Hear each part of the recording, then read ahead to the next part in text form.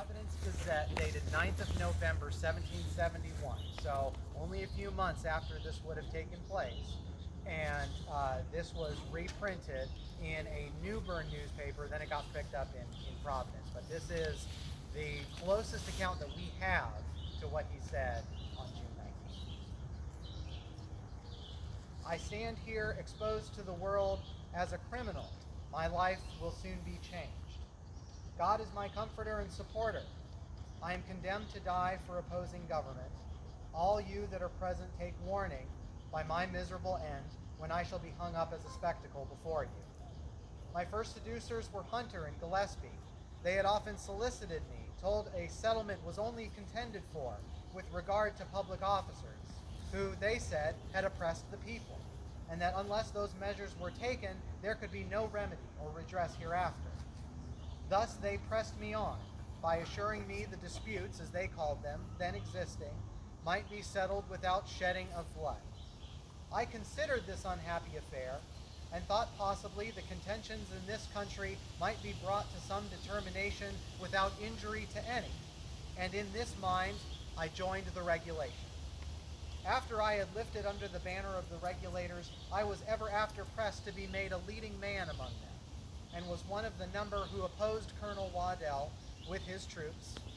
Informations prevailed that the governor was on his march to lay waste this country and destroy its inhabitants, informations which I now find to be false and propagated to screen old offenders from justice.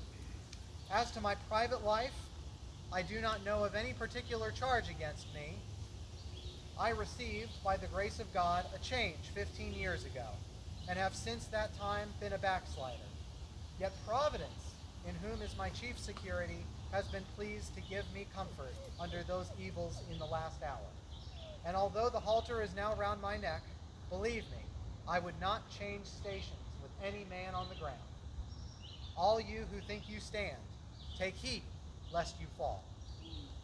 I would be glad to say a few more words before I die, the purport of which is, in a few moments I shall leave behind me a wife and children to a wicked and censorious world, and entreat it as a favor.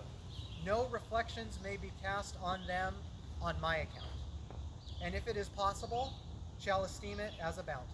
If you, gentlemen, will petition the governor, the council, etc., that some part of my estate may be spared to them, it will be an act of mere charity, though I have forfeited the whole by the laws of God and man.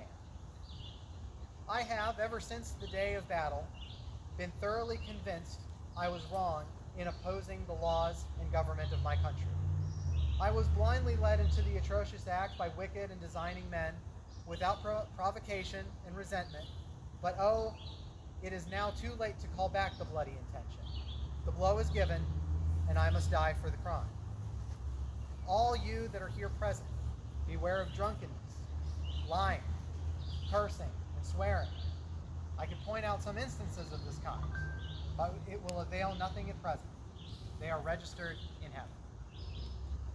It's the end of his remarks, and only a few months after the events of June 19, 1771, Governor Tryon writes to Lord Hillsborough recommending that Benjamin Merrill's property be given back to his wife, Jemima Smith Merrill.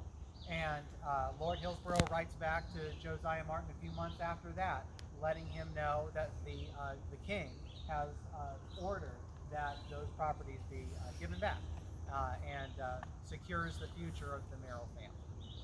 So I wanted to read that here today in this moment. And again, I want to thank all of you for being here, especially for our descendants who are here. And I should mention also, I met some Robert Thompson descendants. Are they here today? Wonderful.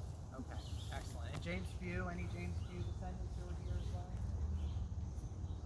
Well, thank you again for being here. Scotty, thanks.